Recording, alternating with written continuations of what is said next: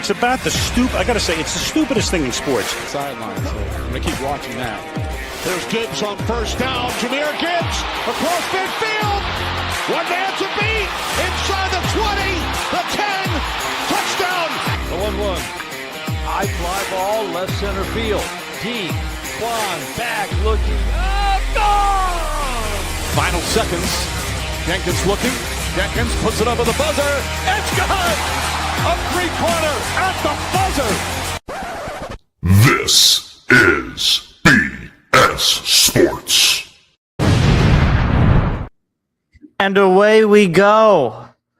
Welcome one, welcome all. Apologies for the show being on Thursday as opposed to on Tuesday, which is our normal day. But I had a terrible migraine headache and would not have been able to do the show. So we're back. Also, I got a haircut. So I'm not bald. I might look bald when I have the hat on, but I'm not bald. See? This isn't a wig. All right? It's real hair. Now everyone is probably going to be like, well, we didn't think it was a wig before, but now we do. So we got a lot to talk about. As it turns out, probably shouldn't have skipped Tuesday's show because a lot of things happened. And so I have a lot of things to talk about. So the big thing that happened, how you doing, Detroit fan, by the way? I see you in the chat. The big thing to talk about is this Myles Garrett trade, and we're just going to jump right into it because it has awakened the NFL world in particular, but a part of the Lions fandom. But let's just talk the trade as by itself. Let's forget about the Lions for a second. So Cleveland, they say, you know what? We're not going to win with Myles Garrett. We're not that close. We're going to trade him away. And they get a first-round pick. And they get a third-round pick, which, by the way, could become a first-round pick. So they could get a potential 2 first-round picks. And they get Jared Verse, who is a young defensive edge from LA. He was a first-round pick, I believe, a couple of years ago. I want to say he was the rookie of the year, the defensive rookie of the year, or at least was in contention for that. A very solid defensive end. I mean, he obviously had a lot of production for the Rams in his couple of years there. So as far as the Rams go, they immediately vault themselves into Super Bowl contention. They are far and away on paper the Super Bowl favorites. Excuse me, coming out of the NFC. No doubt about it. Obviously, they already got Trent McDuffie to bolster that secondary. Now they got Myles Garrett, a vet, a proven defensive player of the year kind of guy. Bring him onto your defense. Your defense is better. Absolutely. No doubt about that. So you got to hand it to the Rams. The other thing you have to consider, Matthew Stafford, obviously coming off of an MVP year, nevertheless, closer to 40. Every year gets closer and closer to 40. Been in the league for a long time. We knew going into this MVP season, he was dealing with some back issues. We don't know when those might reemerge because, things come at you fast in this league. So they're going for it. They've already drafted his replacement in Ty Simpson. That was their first round pick. So they're just thinking, okay, let's just go for it. This is probably our last run with Matthew Stafford in his prime form. Let's go for it. And you gotta hand it to them. They understand their circumstances. They're like, even if Jared Verse is going to end up being a better player than Myles Garrett, I doubt it. But even if he does, you don't know if you're gonna have a quarterback by that point. You don't know if Ty Simpson's gonna develop to what you want him to be. So you might as well just go for it. So I respect that. Excuse me. Now, here is where things get a little out of hand. Because the immediate reaction from Lions fans was, oh my gosh, why didn't Brad Holmes trade for Myles Garrett?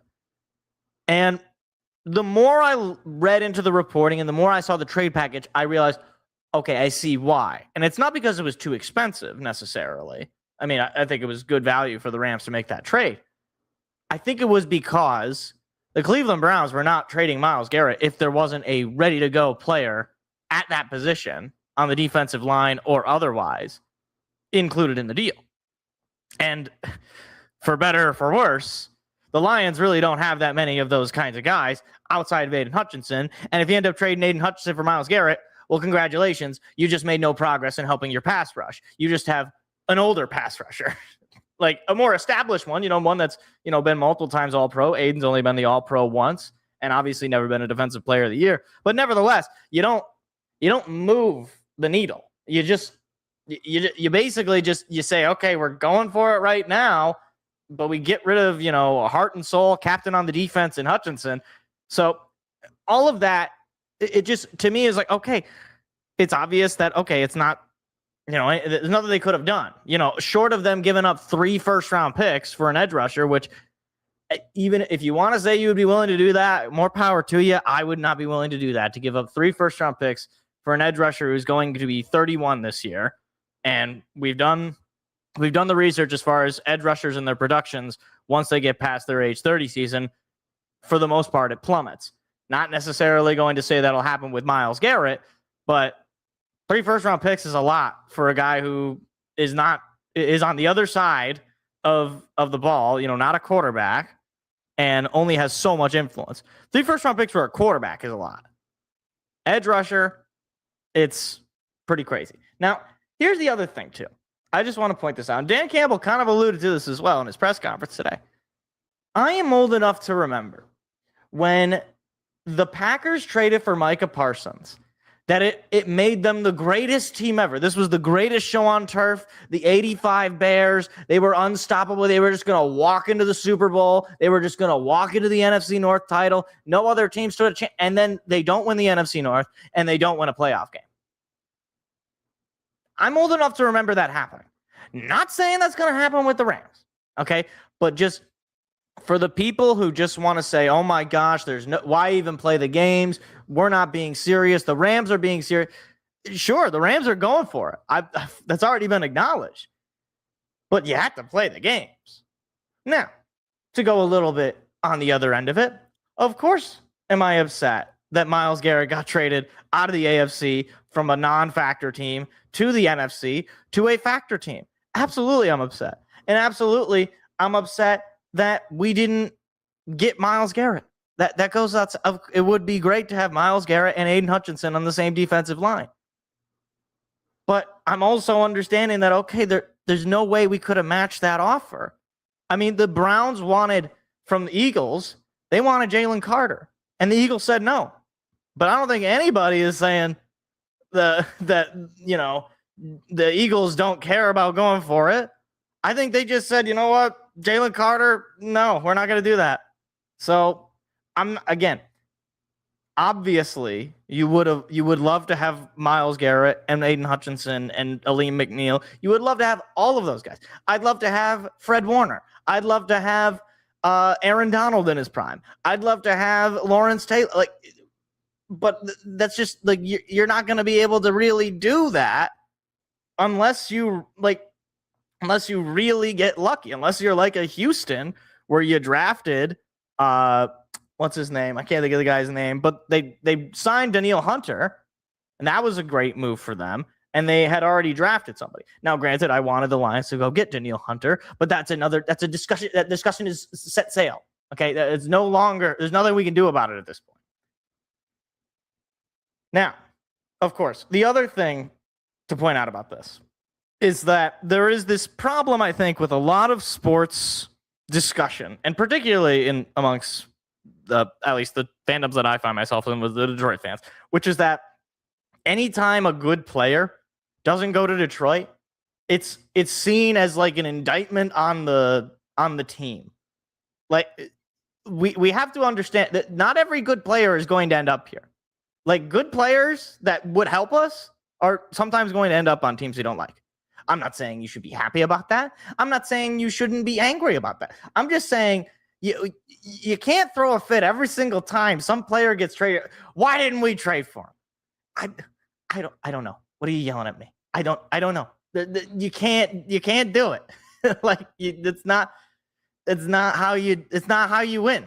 Okay? Like you don't just you can't get every single good player to come play for your football team or play for your basketball team or whatever. You just can't do it. And look, again, the fact is the Browns wanted a young edge or defensive lineman who they could use as a pseudo replacement for Myles Garrett in the long term. Like it or not, the Lions don't have that outside of Aiden Hutchinson. Now, you could say that's still on Brad Holmes because he should have done better at drafting on the defensive line. I totally agree with that, even though I do think Ali McNeil and Derek Moore, they both could be very instrumental in your success. But what do you want? Like, you can't go back and recalibrate any mistakes that had been made. Every GM is going to make mistakes. The question is, are you going to be able to fix from those mistakes? Or are you going to bury yourselves with those mistakes? Are you going to get attached to your mistakes? Now, of course, the Super Bowl is not won in June. I think Rams fans know that. And this is probably going to work out pretty well for them. I mean, if you're asking me who I think is going to win the Super Bowl at this moment on June the 4th in the year of our Lord, 2026, I'm taking the Los Angeles Rams just because of their defense alone. However, there is a world where this kind of hurts them. And I'm not saying this is more likely. I'm saying this is a possibility. Is Matthew Stafford going to be in MVP form next year? I don't know. Is Myles Garrett even going to be in Defensive Player of the Year form? I don't know. Again, I've gone through the laundry list of guys at his position and how steep the decline comes when you get past that age 30 season. It comes at you fast. I'm just telling you, they are a good team, and they're probably going to do pretty well. But they could also flounder. Plenty of teams that have won the offseason have floundered. Not saying that that's what's going to happen, but either way, I still think the Lions have a very good team. I think that they've done a pretty good job in the offseason. I like their draft. You got to play the games.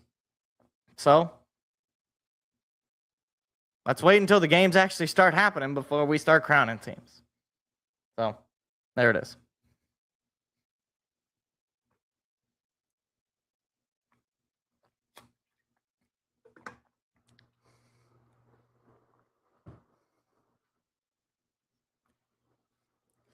I should clarify, Bacon Bombs. I saw your comment. When I say defense alone, I guess I mean the defensive improvement that they made. So last year, their problem was their defense. They made a major improvement to their defense. And now in doing that, they put themselves, they're not the best defense in the league. I mean, at least I don't think. Like, Myles Garrett and Trent McDuffie are good players, but I don't know if they would vault a pretty, I don't know where they ranked in defense, but I can't imagine they were like insanely high. They made our offense look good. So defense couldn't have been that good. What is not the 2011 Eagles? What am I talking about? What did I say? Anyway, I kept getting told that if the Lions wanted Garrett, we would need to give up 2 firsts and Gibbs just for Myles Garrett. Yeah, see, like that's you're not making progress with a trade like that. So, yeah, I mean, that would be. I mean, I guess it would be good for the Browns, like 2 first-round picks and Jahmyr Gibbs, and they get rid of a veteran. That would be a great trade for them. That's true. They did have a pretty bad secondary, but your secondary gets better when you improve your defensive line. Although, again, I mean, the other thing too is like Jared Verse was kind of their guy on the edge. Like, the funny thing is, as far as the people who say we want to get a guy opposite of Hutch, who is the guy that's opposite of Myles Garrett in LA? Let me actually look that up. Los Angeles Rams depth chart. Let's take a look here. Unofficial depth chart. Okay. So this is from Rams.com. Okay. Let's go to the defense. Is he not on here? Braden Fisk? Okay, I mean, let's see. Braden Fisk. How did he do last year? Oh, hold on. It's verifying my identity. Okay, Braden Fisk, solid year last year. A solid 3 sacks. Why aren't the Rams getting an edge opposite of Myles Garrett? Are they being serious about the edge position, guys? I don't know if they are. Apparently, he went to Western Michigan briefly. Did not know that.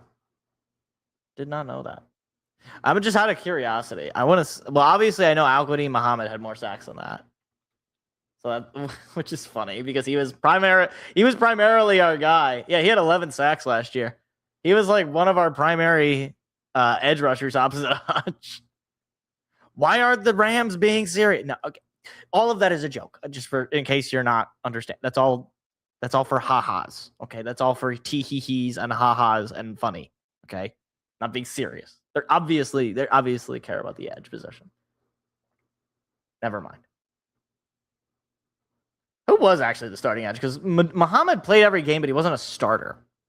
I guess maybe they didn't run. They probably didn't run 2 edge rushers as a starter. Maybe they did. I don't know. Anyway, what else? What else did I want to say about this? Let's take a look at more chats. Super Bowl is in LA again, trying to repeat 2021. That's true. It is weird that they're getting another Super Bowl just that fast. I mean, I guess they in a certain way they don't want to move it too far. I mean, they're never going to bring it back to Detroit. Have the Super Bowl in Detroit like they did in 2008? No, I think it was even before that. I think it was 2005.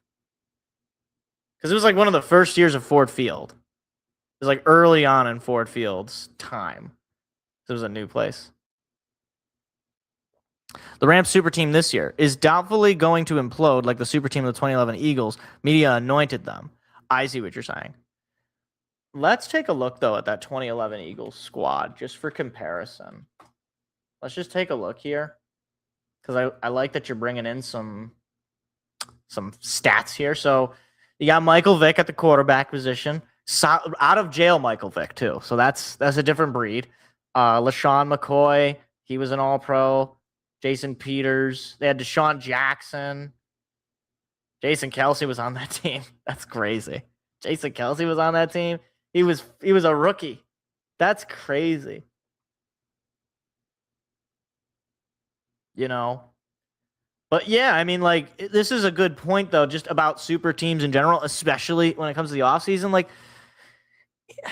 Football is such a weird sport in particular. It's not really like the NBA where, because it's 5 guys on the floor on either team, you can have a pretty good idea of, okay, it's harder to, you could have pretty much determined that the Kevin Durant Warriors were going to dominate in the regular season and in the postseason because, how are you going to guard Curry, Clay, and Durant? It's just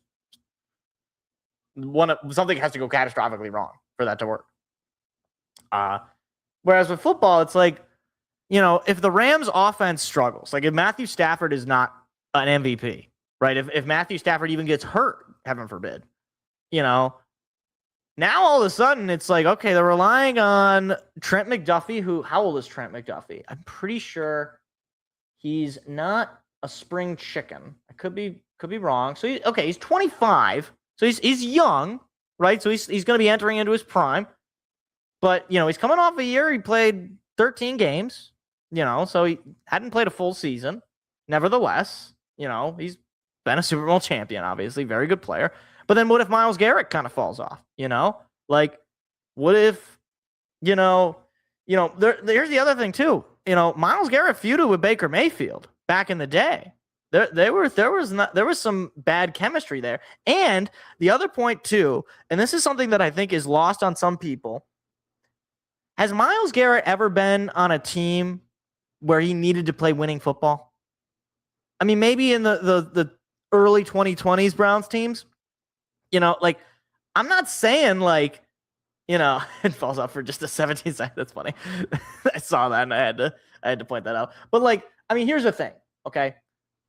Like, I'm just pulling up Myles Garrett this last year, obviously. So last year he had 23 sacks. The year before he had 14. Okay. He hasn't had a year where he didn't have double-digit sacks since his rookie year. So obviously he's going to get his. But if his 23 sacks, let's say it becomes 10 sacks, which is not that unreasonable, 31 years old, especially, I mean, if Braden Fisk is his guy opposite of him, it's not impossible. I mean, the Browns had a very good defense when he was there, in part because of him, but in part because they had a really good defensive coordinator. I'm not here to like just issue sour grapes or tell you that the Rams are going to suck. I don't think the Rams are going to suck, but I don't think we need to be very, very careful about crowning teams like this. How many games were the Browns playing with a lead in the fourth quarter? That is an excellent, excellent question. Let's do a deep dive on that. Let's go through. Can I just get okay, here we go. So, all right, week 1, they lose to the Bengals. This game, let's see, it was 14-17. They were not winning in the fourth quarter in that Bengals game. So there's one, or that's not one. Then they get destroyed to the Ravens. They were definitely not winning in the fourth quarter in that game. I don't think they were winning at any point in that game. All right, so 0-2. Then they played. Wait, hold on. Why am I getting the Lions? Oh, I clicked the wrong next game. That's my bad. Hold on. Hold, please. Okay. Then they beat the Packers. That's one. That's one. That's one game. How many games will Garrett be playing with a lead with the Rams, making it obvious passing downs? True. Good point. Obviously, obvious passing downs, he's going to probably get his. But then again, I mean, you might also say, with those obvious passing downs, like, our team's going to know that he's going to rush the quarterback. Now, granted, again, like, when you know that he's going to rush the quarterback, it doesn't mean you're going to be able to stop it. But nevertheless, it's a good point. They were winning in the fourth quarter in this game against the Packers. They won that game. What was that, 2? They were definitely not winning in this game against us. Detroit. I don't think they were ever winning that. Actually, they might have had a tie. Or maybe they did have a lead early. So we got 2. Let's see. 7, 10, 14, 17. They might have been winning in this Vikings game. I'm not going to go through every game. This is going to take too long. Anyway. The 2020 Bucs are technically the only actual home team to host just because the Rams technically played the Chargers home in 2021. Is that how that worked? They were a road team? Okay. Because that was still their stadium in 2020 or 2021. I think they played there. But was it like they were the road team in that Super Bowl?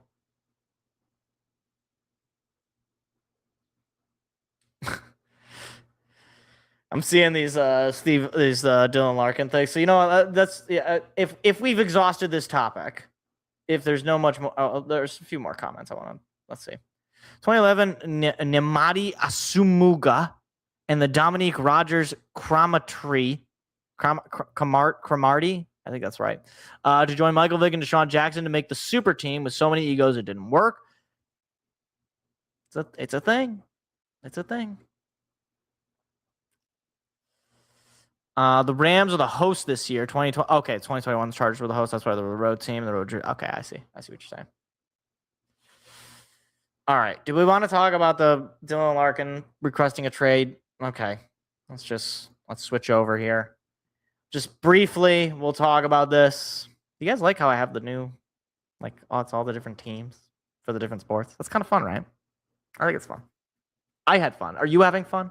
Anyway, yeah, so I didn't have much on this because it was breaking news as I was leaving work today. Dylan Larkin requesting a trade from Detroit. The thing is, I saw some people in the Detroit Red Wings subreddit, because where else would you see this, who were pretending that, oh no, it's great because we can get so much younger. We're going to trade our captain and we're just going to get a bunch of prospects and a bunch of picks, right? Well, sort of. The problem here is that I believe Dylan Larkin has a no trade clause, which means essentially he's telling you where he wants to go. And furthermore, it's not even just that he has the no trade clause. Now he declares that he wants a trade, which screws Detroit, because now all these teams that are like, well, he wants out. He doesn't want to stay in Detroit. So now that puts you at a disadvantage. And on top of the fact, probably the worst part of it all is that Steve Yzerman is the one who has to trade him, which means you're probably not going to win that trade. So obviously, this Larkin trade, one way or the other, feels like the make or break, if it isn't already broken, point of the Yzer plan. Like, if Steve Yzerman somehow, from the depths of his being, nails this trade, sends Larkin off, gets a great player in return who's better for you than Larkin, or long, like, does like some elite move, that could turn your trajectory, right? Like, maybe Larkin really was the guy who was holding back this team. But, like, I doubt it. I doubt it, because we saw that he can play in a particular role. Like we saw on the Olympic team, we saw in the Four Nations. He can play in a particular role. It's just not the one center role. And it's just not, where he has to be the best player on the team. He needs to be a second or third center. I mean, again, I brought it up before. The reason I know that Dylan Larkin is not a first-line center is because when you put him on a team with a bunch of the best players in the league, he goes to the third line. Now, you could say, well, you're not going to have a team on your roster that's, that many good players on the team. Nevertheless, if you want a Stanley Cup caliber team, if you want a team full of superstars and studs, Dylan Larkin is not going to be your first-line center. He's just not. And it's no mark against him. He's a good player. He can make a team better, absolutely. I mean, if he goes to Edmonton, or if he goes to, I'm trying to think of some other team, Florida. I mean, Florida seems to always make things feel better. Obviously they had a lot of injuries this year. They missed the playoffs, but he's obviously a good player. So anyway, Larkin and Kosa to St. Louis for Robert Thomas, or maybe San Jose, because the Sharks are very young and want a veteran and are willing to send those guys, or even pick 2. I would be shocked if the San Jose Sharks trade out of pick number 2 in this draft for Dylan Larkin.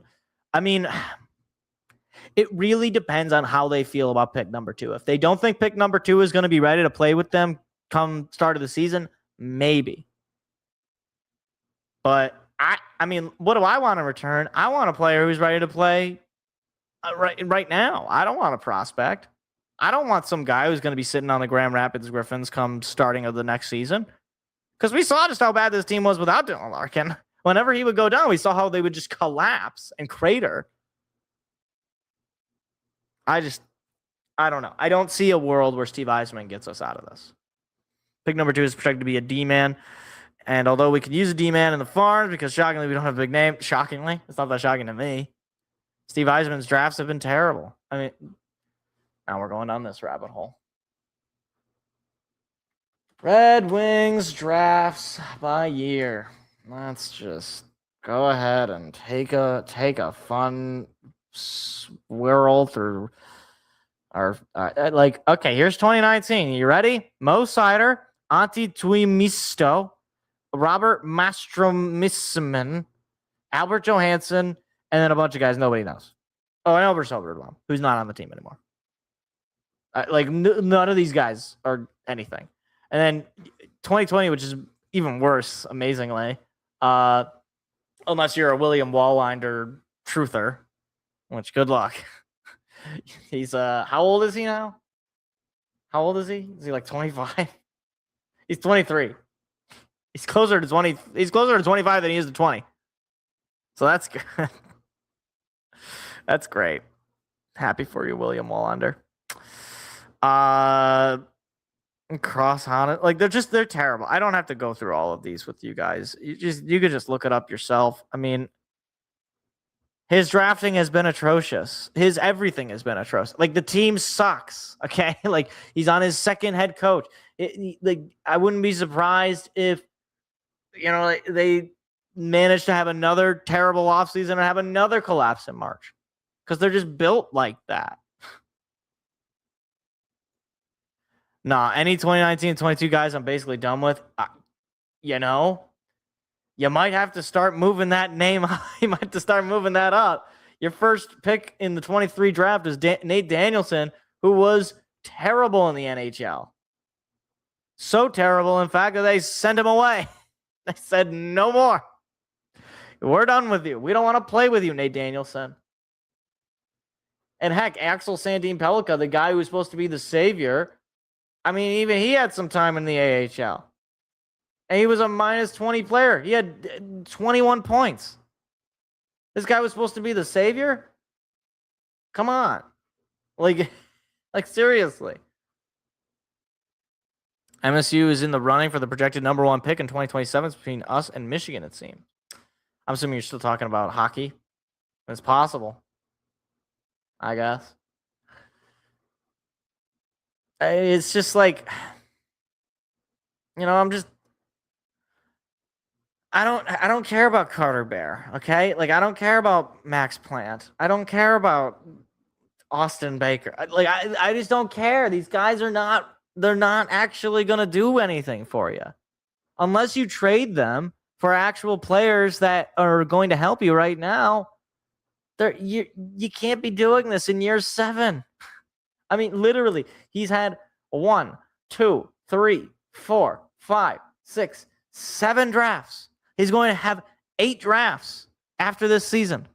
Like, after the Stanley Cup wraps up and we get into the summer and the NHL draft, he's going to have 8 freaking drafts and not one real, true superstar forward. Lucas Raymond is the best forward he's drafted. Oh, yeah, and without a first-round pick. Mind you, where he has done his best is drafting in the first round, which, again, it doesn't make you special. Most GMs can draft pretty well in the first round. Anyway. I don't really have that much more to add, so we're going to move along. What do you want to do? Do you want to do Tigers or do you want to do Pistons? Because I have a topic for both. But one is more involved, I guess. Let's go with the baseball. Let's go with the Tigers. Switch over to the Tigers. Okay. So, the Tigers ended the month of May with the worst record in MLB. So that was fun. They won just one series in the month of May. It was the first series of the month against the Texas Rangers. They then went on to win not a single series and win single-digit games. It was atrocious. It was truly terrible. Probably the worst stretch of games in a single month that I've seen in years from this baseball team. However, guys starting to come back. Troy Melton's come back. Gleyber Torres has come back. Kerry Carpenter has come back. And all of a sudden, they win 3 in a row. They sweep the Rays on the road. They had won a road series since the first series of the year against the Padres. And the Rays are one of the top teams in the American League, and they made them look like posers. Now, I'm not saying that we're back. But if they have basically the opposite of the month of May, like if they lose one series in the month and they win every other one with maybe a sweep or two, they already have one sweep in there, but a sweep or two in there. Will you be back? And okay, here's the thing. I'm just going to, let's just stop and let's be a little rational here. Obviously, we're feeling good after the series win over the Rays.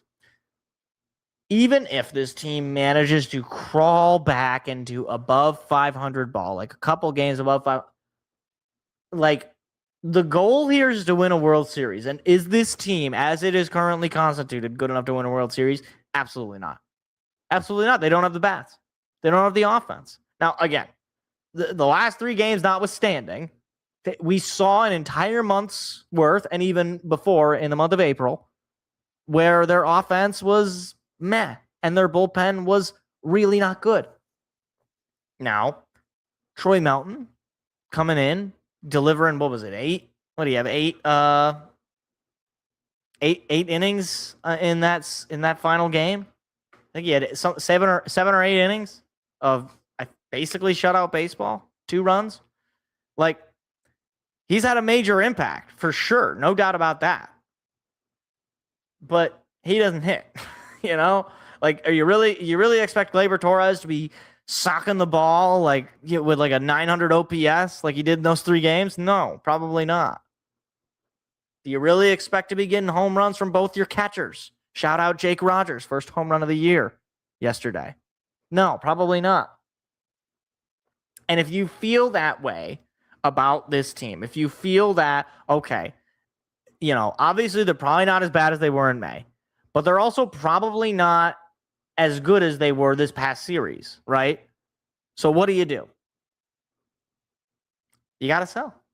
You just have to. I mean, like, I'm not, look, again, if they march through June and they're like 10 games above 500, like somehow they just destroy the month of June, then obviously you kind of reevaluate. You say, okay, look, they got into a slump. They were really bad.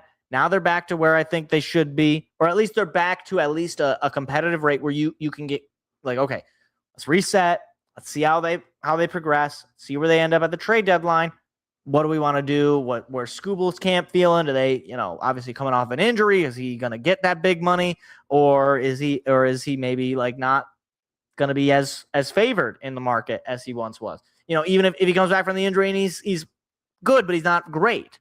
You know, maybe Troy Melton takes over in a way. Like, I'm not saying that's what's going to happen, but we've seen a lot from Troy Melton to the point where we're like, wait a minute, this guy might actually be ace-worthy. I mean, I know that's a lot to say after just a couple of starts this year, but you go back to last year, the guy's young, and the guy looks really good, and the Tigers have shown a tremendous ability of developing pitchers from the minor league level to the majors. That's what they did with Scooble. That's what they did with Myles, who also, despite the injury this year, was looking really good. And that looks like what they're doing with Troy Melton. Now, again, you have to think longer term. You can't get lost in the moment. This team desperately needs a charge of youth, and it needs a charge of bats. Because you can bring Javi Baez back, you know, once he comes back from injury, whenever. You can bring Gleyber Torres back. Those guys are good, can be good players, but they need a lot of young players to really supplement. You need a lot of really good, young, controllable, and entering into their prime bats for that to work. And Zach McKinstry and Matt Vierling, you know, that's not really going to cut it. You know, no offense to those guys. You know, Matt Vierling had a couple of nice hits in this series against the Rays, but that's probably not going to cut it. So you're going to have to figure it out. You're going to have to find a way of really reinvigorating this team and changing the makeup of it. So we'll see. You know, again, short of them winning like 15 to 20 games in a row, or heaven forbid series in a row. If they win 15 to 20 series in a row, they're like the best team in baseball. But like, if they win 15 in a row, obviously that vaults them. I mean, let's see, they were 15 games below 500. That 15 games in a row will put them right at 500. They've already got 3 in a row. Hey man, it's only 5 more sweeps. You know, 5 more times of doing what they just did. That's not that hard, right? Anyway. But yeah, I mean, I'm not back in, right? I'm not in this mode of like, oh wow, we're so great. See, this is the team that, no, I'm not totally convinced of that either. But maybe they'll make things interesting. And you know what? I'm going to the game on Saturday, and I want to have a good time with my dad and my grandfather. So can you at least win that game?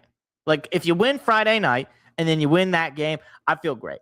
I'd see a series win. I wouldn't have to worry about the Sunday game. I feel great about that. So just do that. And also, in the final weekend of June, can you also beat the Astros on that Saturday when I take my girlfriend, who is an Astros fan, to that game? That would be great. Really, really hoping for that.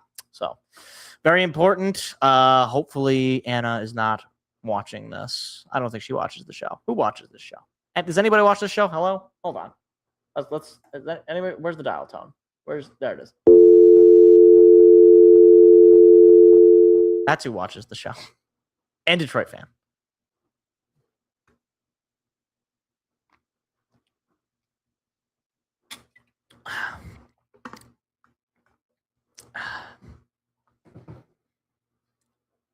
I feel like all season. Yeah, basically. Yeah, they basically do need to play like that for the entire rest of the season. Like, again, that's kind of the problem, right? Is that, like, yeah, it was fun. Obviously, sweeping the Rays is fun, but you're going to have to play like that the entire rest of the year, pretty much. Like, I mean, let me just pull up their schedule. Like, you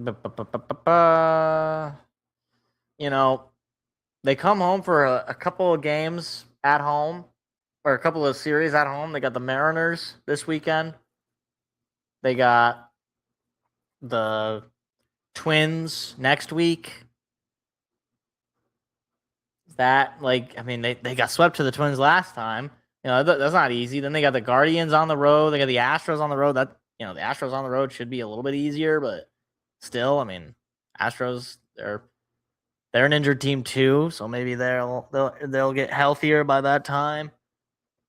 You got the White Sox, the Yankees, the Astros, and the Yankees again. I mean, like, it doesn't get easy in the month of June.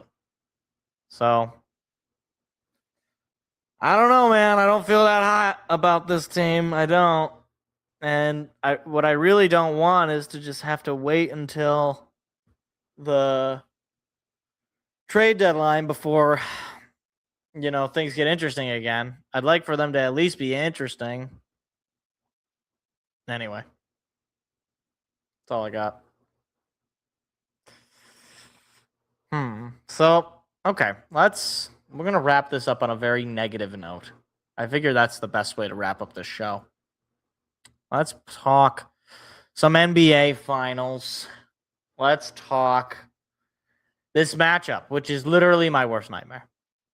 On the one hand, you have the Spurs, the team that was rewarded despite their tanking. You know, despite Adam Silver being so anti-tanking, he rewarded them with Victor Wembanyama, who is now their best player. And despite Detroit being a much worse team that year and absolutely much more deserving of Victor Wembanyama, I'm not bitter, shut up, and have managed to make their first title in like a decade, you know, just like that. They lose Tim Duncan. They kind of have a little bit of a lull period. And then I'll just give them Victor Wembanyama because we need our favorite small market team to be good again. So there's that. Okay. So that's on the one hand.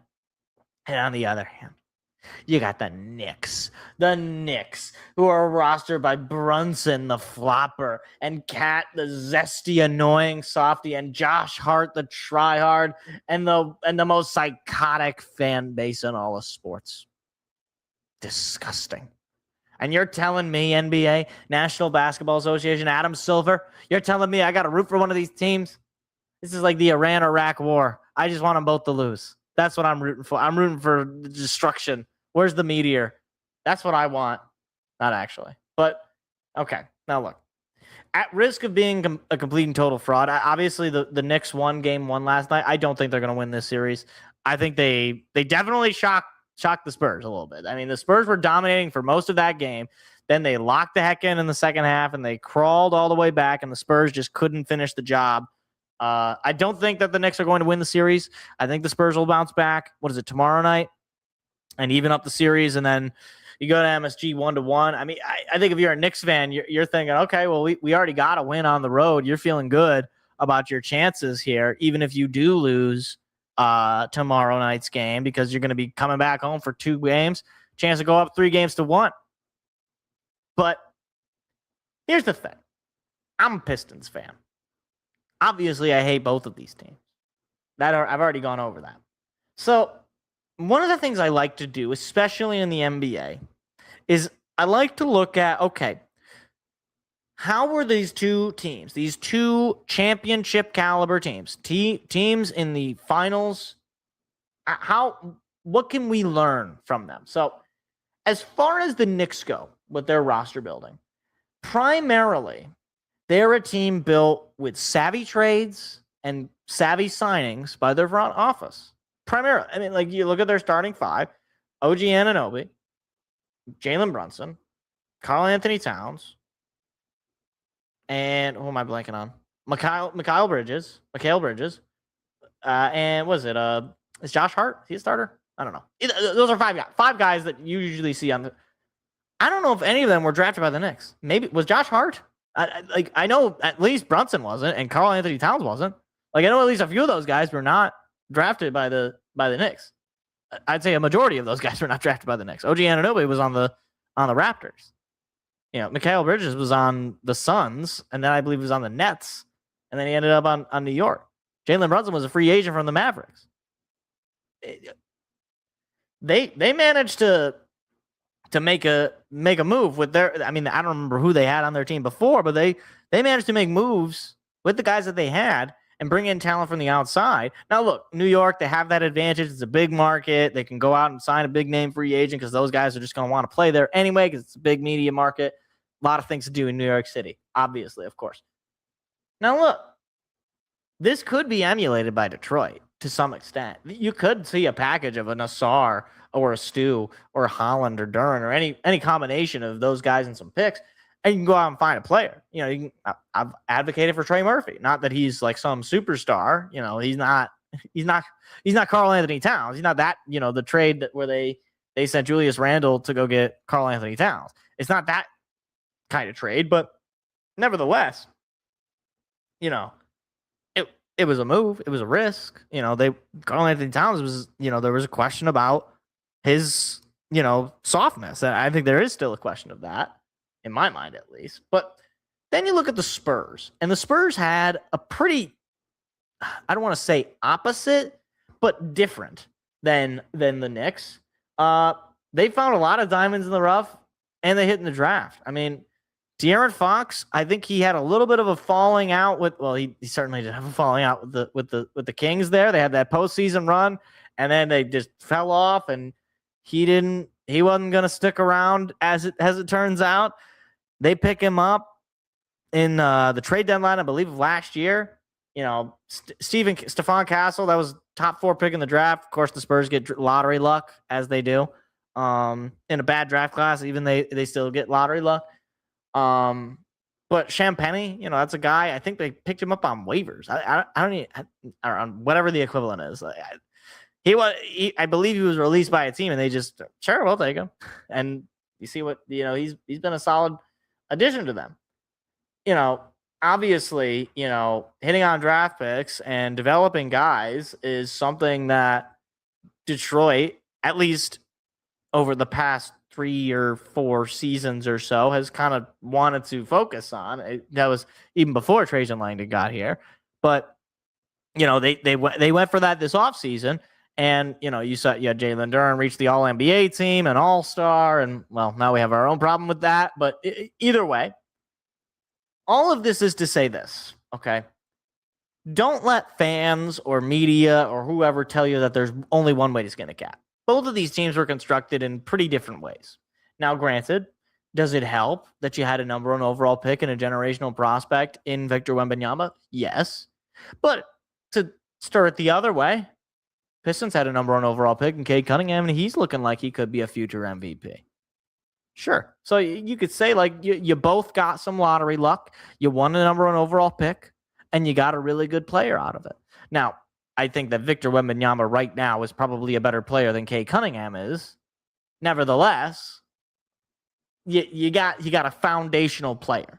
That's what you're ultimately looking for. And so the other thing, though, I want to point out is for fans, you can't get complacent. You can't just say, look, we're going to hold on. We're going to re-sign Duran. We're going to bring back Asar. We're going to run it back. We're just going to develop. Thompson's going to figure out how to shoot a ball. Duran's going to figure out how to make a jump shot. They're just going to figure it out. They're just going to develop because he's so young. And you can't do that. I mean, the reason you can't do that is not because it's impossible that Jalen Duran learns how to make a jump shot. It's not impossible. He could. But you don't have time for that. You don't have time to wait for this because the rest of the league is not going to wait for you. And as far as Asar Thompson goes, look, he didn't shoot when he was playing in the G League Ignite. I don't even know what he was playing in. Whatever the overtime elite, whatever he was playing on. I don't know whatever nonsense league he's playing. He couldn't shoot there. He can't shoot in the NBA.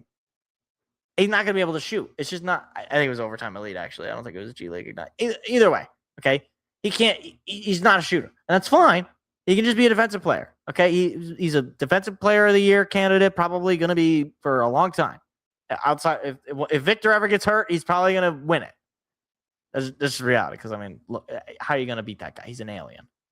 So, you don't want to fall into a false sense of security and say, look, we're just going to hold on to our guys. We're just going to develop. And we're just going to get way better.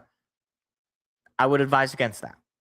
I would advise making a combination of these things. Obviously, if you are confident in your drafting abilities, if you are confident in your development staff, be confident in that. But you also need to be confident enough to make those moves. You need to be confident enough to say, you know what? We're not going to run an offense with Duran and with Thompson. So one of you's has got to go. And I'd rather get rid of Duran. Because at least Thompson was an elite defender in the postseason, and that is going to help you a whole heck of a lot. You're going to need those big time blocks, those big moments that can definitely, charge you up in the postseason. We saw it, right? We saw it in action. So they're going to need a savvy offseason. Will they do it? I sure hope so. For everybody's sake, I sure hope so, because they are close. They just need to not have two complete nothings offensively on their starting five, especially in the postseason.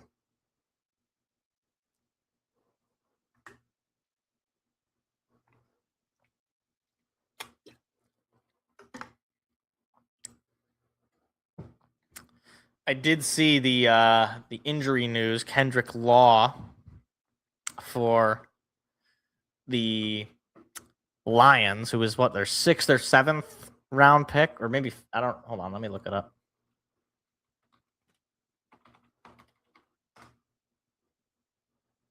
He's a 5th round pick. Okay, so not 6th, but it's unfortunate. You hate it for the young man. Just got drafted into the NFL, Terry ACL. I will say I don't know how much of an impact he was going to have. He was a 5th round pick and a receiver in a room or on a team with a lot of elite weapons offensively. You never want anybody to get hurt, obviously. More depth is better than less. But just speed of recovery for Kendrick Law, because he would have potentially made the preseason interesting. That's not true. He wouldn't have done that. Nobody makes the preseason interesting because it's the preseason and it's just not interesting. Oh, but all right, that is all I've got. So we tackled a lot here and we were quick. Look at that. So with that said, we will be back to our regularly scheduled programming on next week on Tuesday. That's the plan. If I don't end up on Tuesday, then to look for a post. But back to the regularly scheduled programming that day. So with that being said, thank you all for coming out and listening in. Hit the like, hit the subscribe button if you haven't already. And I will talk to you again next Tuesday with all the sporting news of the week. See you later. Have a good night. See ya. Goodbye.